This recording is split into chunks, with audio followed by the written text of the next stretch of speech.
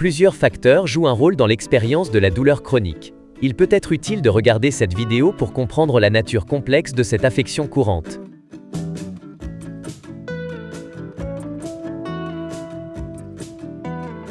Lésion tissulaire. Il s'agit simplement de la lésion ou du dommage tissulaire qui a initialement déclenché la douleur. Le dommage tissulaire provoque une entrée dans le système nerveux, le signal de douleur. On parle également d'entrée nociceptive.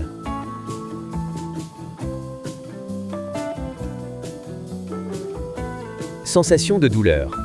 En termes simples, la sensation de douleur est la perception réelle qui se produit dans le cerveau après que le signal nerveux, dû à la nociception, a voyagé de la périphérie vers le système nerveux central.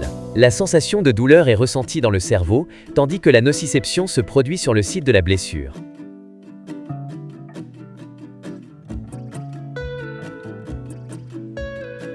Pensée.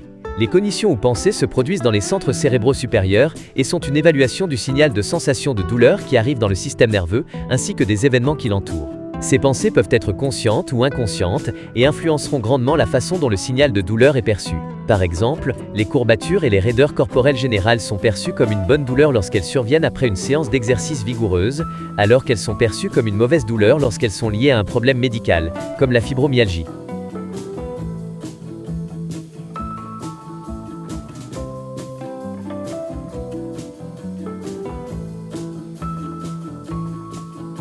Émotion.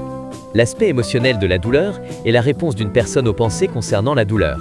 Si vous pensez que la douleur est une menace sérieuse, comme une tumeur, alors les réponses émotionnelles comprendront la peur, la dépression et l'anxiété, entre autres. Inversement, si vous pensez que la douleur n'est pas une menace, alors la réponse émotionnelle sera négligeable.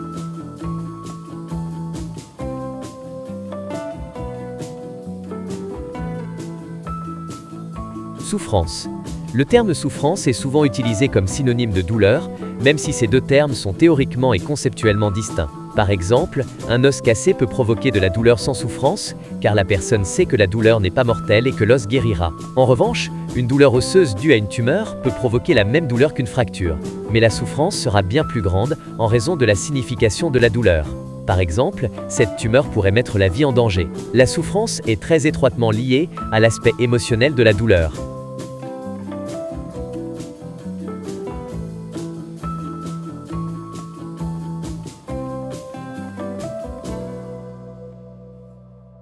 Comportements liés à la douleur. Les comportements liés à la douleur sont définis comme des comportements que les personnes font lorsqu'elles souffrent ou ressentent de la douleur. Il s'agit de comportements que les autres observent, comme indiquant généralement une douleur, comme parler de la douleur, grimacer, boiter, se déplacer lentement et prendre des analgésiques.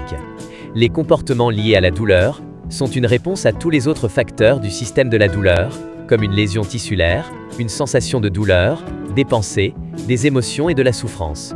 Les comportements liés à la douleur sont également affectés par les expériences de vie antérieures, les attentes et les influences culturelles en termes de façon dont la douleur est exprimée. Il est intéressant de noter que les comportements liés à la douleur sont également affectés par l'environnement extérieur, comme la façon dont les autres réagissent. Environnement psychosocial. L'environnement psychosocial comprend tous les environnements dans lesquels un individu vit, travaille et joue. Les recherches ont constamment montré que ces environnements influencent la mesure dans laquelle une personne manifestera des comportements douloureux.